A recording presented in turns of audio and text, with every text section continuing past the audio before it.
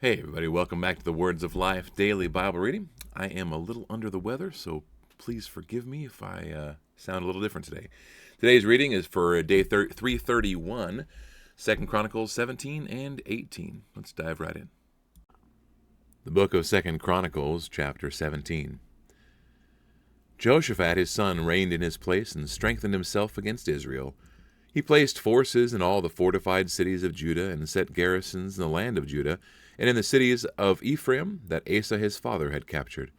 The Lord was with Jehoshaphat because he walked in the earlier ways of his father David. He did not seek the Baals, but sought the God of his father and walked in his commandments, and not according to the practices of Israel. Therefore the Lord established the kingdom in his hand, and all Judah brought tribute to Jehoshaphat, and he had great riches and honor. His heart was courageous in the ways of the Lord, and furthermore he took the high places and the Asherim out of Judah. In the 3rd year of his reign he sent his officials Ben-Hail, Obadiah, Zechariah, Nethanel, and Micaiah to teach in the cities of Judah, and with them the Levites, Shemaiah, Nethaniah, Zebediah, Asahel, Shemiramoth, Jehonathan, Adonijah, Tobijah, Tobadonijah, and with these Levites, the priests Elishama and Jehoram. And they taught in Judah, having the book of the law of the Lord with them. They went about through all the cities of Judah and taught among the people. And the fear of the Lord fell upon all the kingdoms of the lands that were around Judah, and they made no war against Jehoshaphat. Some of the Philistines brought Jehoshaphat presents and silver for tribute, and the Arabians also brought him 7,700 rams and 7,700 goats. And Jehoshaphat grew steadily greater. He built in Judah fortresses and store cities, and he had large supplies in the cities of Judah. He had soldiers, mighty men of valor in Jerusalem. This was the muster of them by fathers' houses. Of Judah, the commanders of thousands, Adnah, the commander with 300,000 mighty men of valor, and next to him Jehohanan, the commander with 280,000. And next to him Amasiah, the son of Zichri, a volunteer for the service of the Lord, with 200,000 mighty men of valor. Of Benjamin, Eliada, a mighty man of valor, with 200,000 men armed with bow and shield. And next to him Jehozabad, with 180,000 armed for war. These were in the service of the king, besides those whom the king had placed in the fortified cities throughout all Judah. 2 Chronicles chapter 18. Now Jehoshaphat had great riches and honor, and he made a marriage alliance with Ahab. After some years he went down to Ahab in Samaria, and Ahab killed an abundance of sheep and oxen for him and the people who were with him, and induced him to go up against Ramoth-Gilead. Ahab, king of Israel, said to Jehoshaphat, king of Judah, "Will you go with me to Ramoth-Gilead?" He answered him, "I am as you are, my people as your people. We will be with you in the war." And Jehoshaphat said to the king of Israel, "Inquire first for the word of the Lord." Then the king of Israel gathered the prophets together, 400 men, and said to them, "Shall we go to battle against Ramoth-Gilead, or shall I refrain?" And they said, "Go up, for God will give it into the hand of the king." But Jehoshaphat said, "Is there not here another prophet of the Lord, of whom we may inquire?" And the king of Israel said to Jehoshaphat, "There is yet one man by whom we may inquire of the Lord, Micaiah the son of Imlah, but I hate him, for he never prophesies good concerning me, but always evil." And Jehoshaphat said, "Let not the king say so."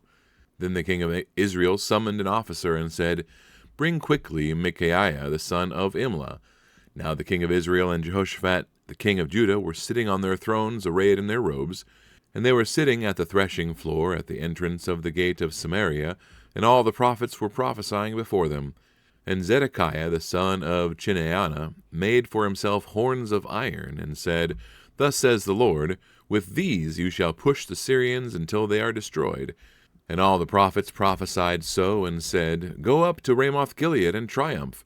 The Lord will give it into the hand of the king." And the messenger who went to summon Micaiah said to him, "Behold, the words of the prophets with one accord are favorable to the king. Let your word be like the word of one of them, and speak favorably." But Micaiah said, "As the Lord lives, what my God says, that I will speak." And when he had come to the king said to him, "Micaiah, shall we go to Ramoth-Gilead to battle, or shall I refrain?" And he said, Go up in triumph, they will be given into your hand. But the king said to him, How many times shall I make you swear that you speak to me nothing but the truth in the name of the Lord? And he said, I saw all Israel scattered on the mountains as sheep that have no shepherd. And the Lord said, These have no master, let each return to his home in peace. And the king of Israel said to Jehoshaphat, Did I not tell you that he would not prophesy good concerning me, but evil?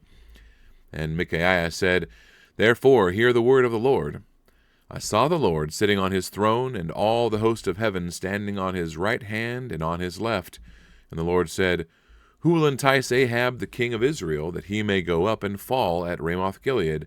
And one said one thing, and another said another. Then a spirit came forward and stood before the Lord, saying, I will entice him. And the Lord said to him, By what means? And he said, I will go out, and I will be a lying spirit in the mouth of all his prophets.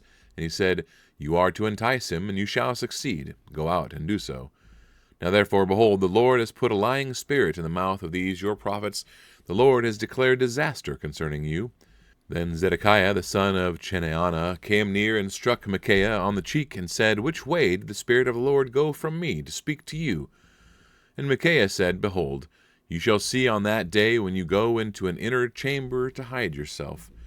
And the king of Israel said, Seize Micaiah, and take him back to Ammon, the governor of the city, and to Joash the king's son, and say, Thus says the king, Put this fellow in prison, and feed him with meager rations of bread and water until I return in peace. And Micaiah said, If you return in peace, the Lord has not spoken by me. And he said, Hear, all you peoples. So the king of Israel and Jehoshaphat the king of Judah went up to Ramoth-Gilead. And the king of Israel said to Jehoshaphat, I will disguise myself and go into battle, but you wear your robes. And the king of Israel disguised himself, and they went into battle. Now the king of Syria had commanded the captains of his chariots, Fight with neither small nor great, but only with the king of Israel.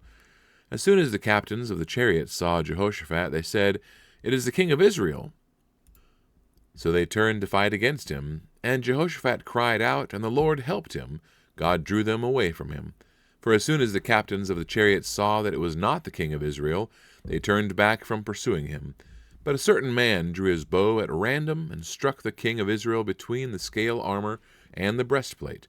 Therefore he said to the driver of his chariot, Turn around and carry me out of the battle, for I am wounded. And the battle continued that day, and the king of Israel was propped up in his chariot facing the Syrians until evening. Then at sunset he died. All right, that wraps up the reading for today, everybody. Thank you so much. God bless, and we will hopefully see you tomorrow.